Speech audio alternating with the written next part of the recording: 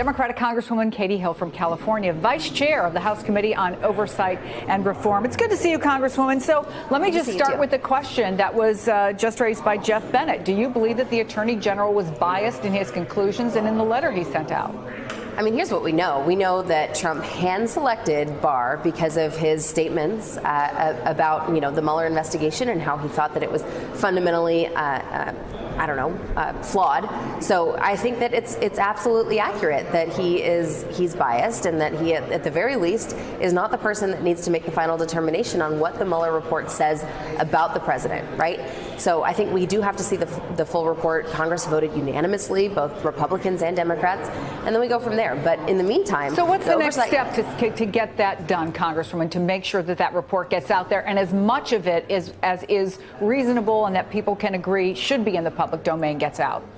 Well, first of all, it's going to be going through the committees. I think that people on those committees are willing to do whatever is necessary to make sure that that happens, including up to subpoenas. But I hope that doesn't happen. That doesn't have to happen.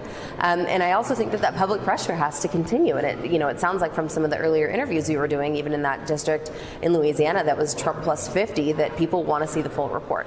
Now, I don't know that the report is going to say that anything beyond what the summary is, but we do need to know all of the supporting evidence that happened in there. And what we know is that the report said, without any kind of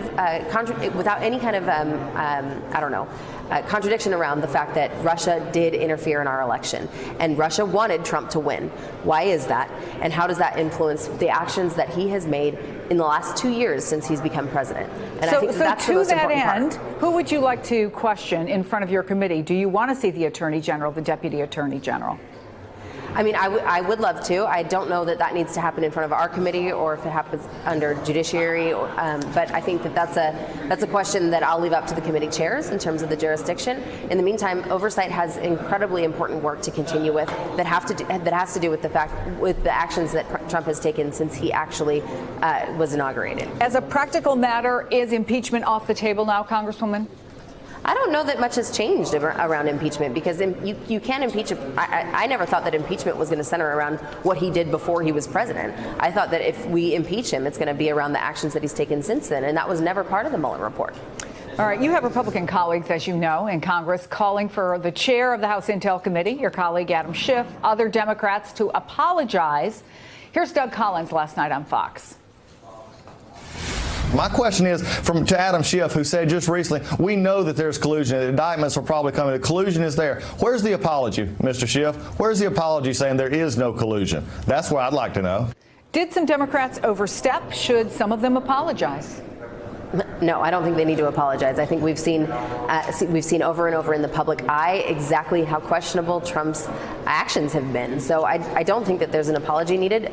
Whatever kind of collusion that didn't lead to a criminal indictment doesn't mean that it didn't happen. So I don't know. I just think that we have to be careful about what we think that this says, and it doesn't mean that Trump is free and clear over what he's done with respect to Russia.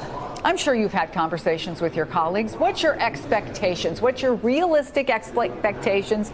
I covered you when you were running for office. I know you're a realist. So tell me, realistically, how much of this report are we going to see and how quickly?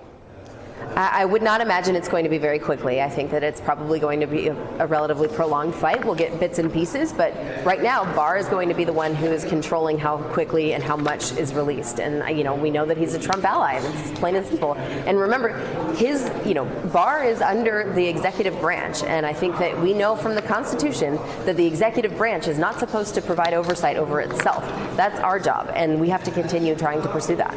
Hey there, I'm Chris Hayes from MSNBC. Thanks for watching MSNBC on YouTube. If you want to keep up to date with the videos we're putting out, you can click subscribe just below me or click over on this list to see lots of other great videos.